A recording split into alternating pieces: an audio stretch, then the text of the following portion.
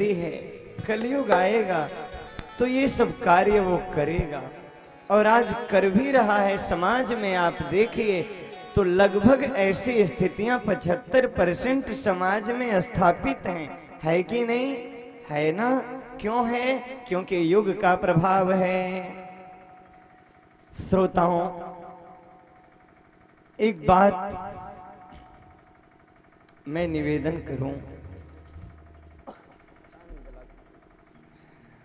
श्री राधे,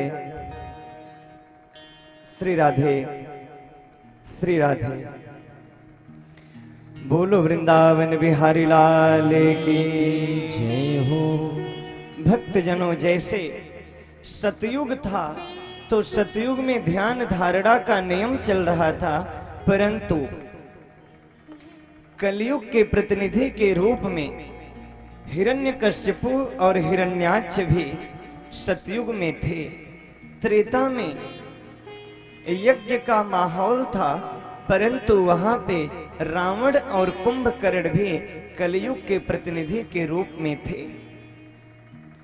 द्वापर में भगवान कृष्ण आए, परंतु कंस, शिशुपाल इत्यादि भी कलयुग के रूप में वहां थे।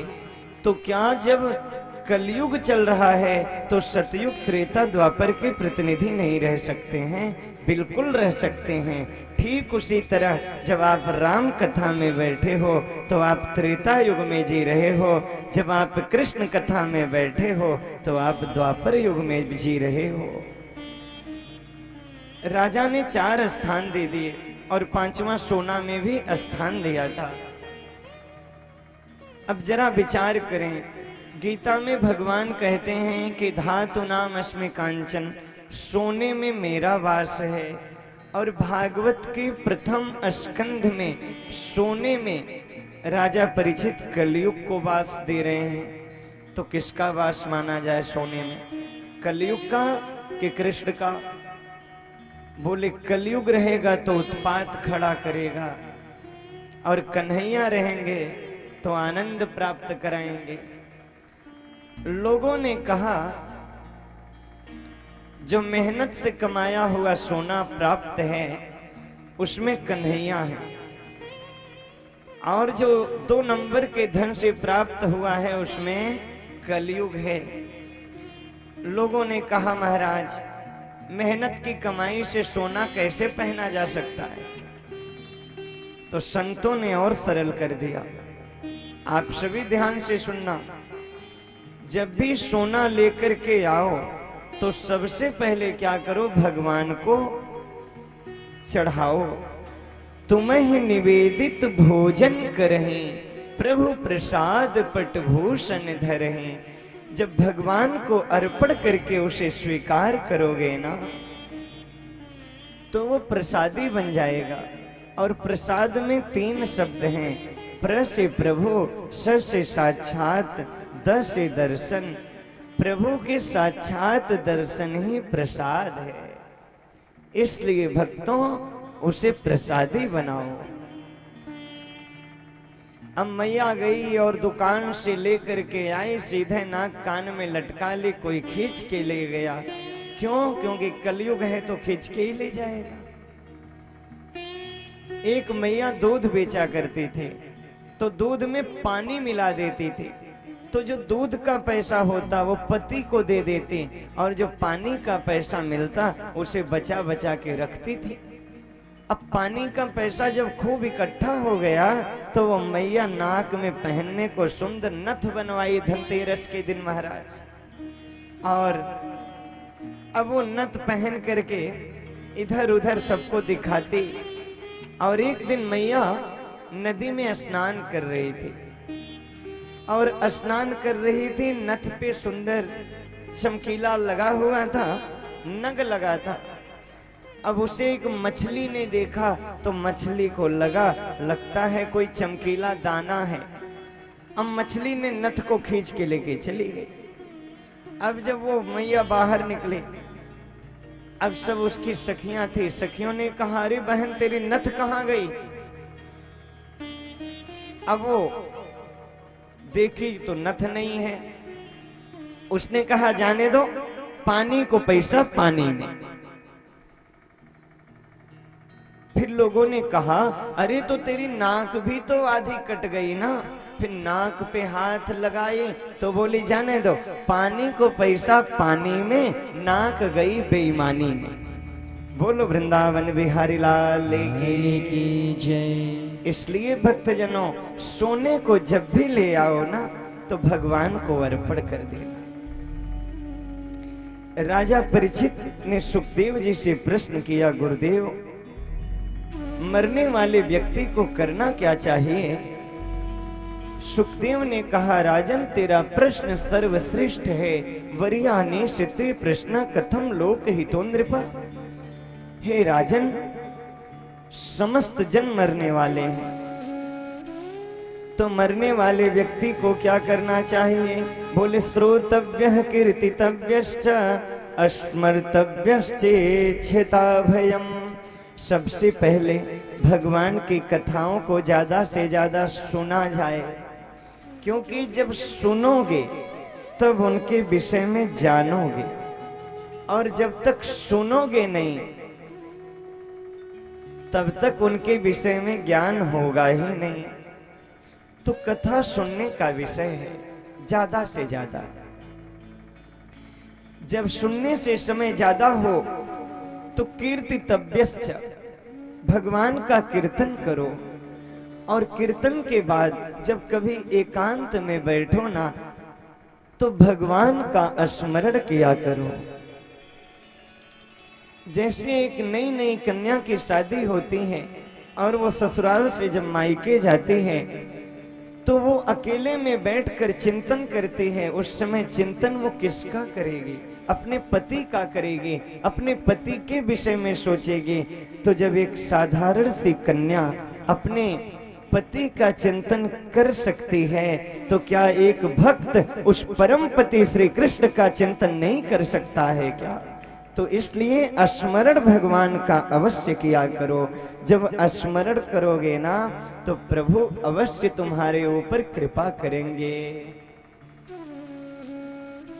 परीक्षित से सुखदेव ने कहा, राजन, क्या तुम बताओगे भगवान किसको मिलते हैं? परीक्षित ने कहा, गुरुजी, भगवान उसे मिलते होंगे जो बड़ा बलवान हो। तो उग्रसेन के अंदर क्या बल था, परंतु भगवान मिल गए। तो भगवान उन्हें मिलते होंगे जो उम्र में बहुत बड़े हों। तो ध्रुव जी की क्या उम्र थी? 5 वर्ष की अवस्था में ध्रुव को परमात्मा मिल गए। 5 वर्ष में ही तो मिले थे ना। और उन्हें तब कितना करना पड़ा था? कितने महीने? 6 महीने में उन्हें भगवान मिल गए थे। श्रोताओं, उम्र से भगवान मिलेंगे ये बात नितांत गलत है। तो भगवान उसे मिलते होंगे जो ज्यादा पढ़ा लिखा हो। तो गजेंद्र किस यूनिवर्सिटी में पढ़ने गया था? जब वो डूब रहा था और अंत समय में नील कमल उठा के प्रभु की प्रार्थना करता है, भगवान उसे मिल जाते हैं। फिर भगवान किसको मिलेंगे? बोले, जो अधिक सुंदर हो भगवान उसे मिलेंगे। सुंदरता से समाज का व्यक्ति आकर्षित प्रभावित हो सकता है, परंतु ध्यान देना भक्तजनों, मन की सुंदरता से मोहन मिलते हैं।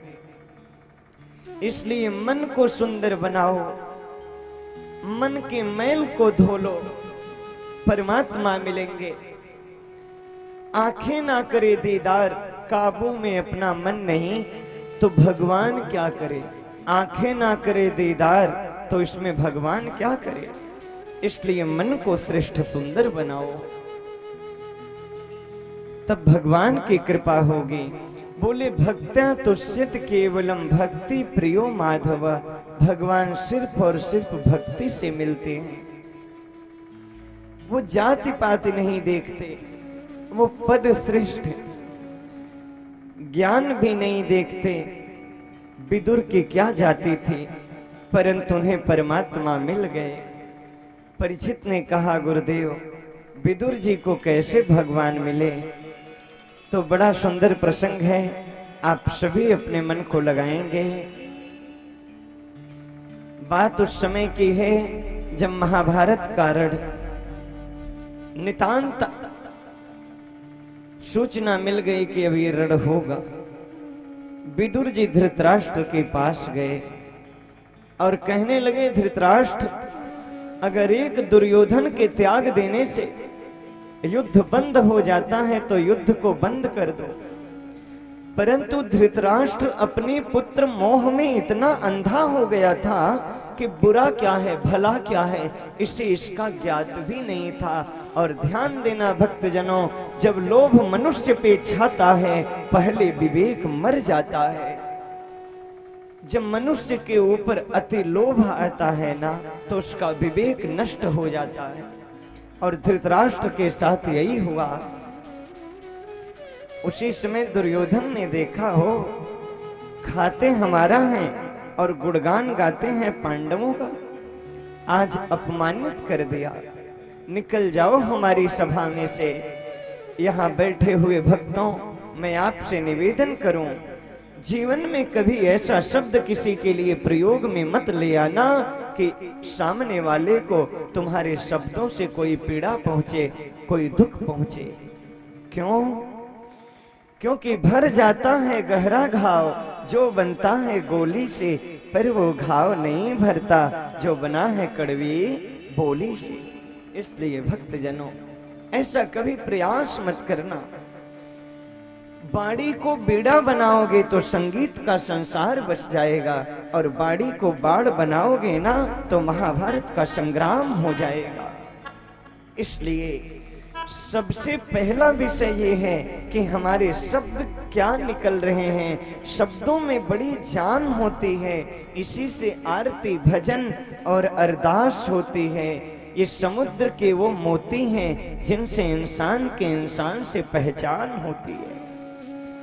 हमारे शब्द क्या निकल रहे हैं? कहीं हमारा शब्द सामने वाले को व्यथित तो नहीं कर रहा है, पीड़ा तो नहीं पहुंचा रहा है। इसलिए भगवान से प्रतिदिन कहना, मेरे कृष्ण इतनी कृपा बनाए रखना, जो मार्ग सही हो उसी मार्ग पर चलाए रखना। मेरे किसी शब्दों से किसी का दिल ना दुखे, कृपा करके इतनी कृपा जरूर बनाए रहना। श्रोताओं, शब्दों को संभाल करके बोलना। कौवा भी काला होता है, कोयल भी काली होती है, परंतु कौवा बोलता है अच्छा नहीं लगता, कोयल बोलती है तो बड़ा मीठा लगता है ना मीठा। कौवा किसका धन हर लेता, कोयल किसको क्या दे देती, कोयल किसको क्या दे देती, कोयल किसको क्या दे देती। मीठे बचन सुना कर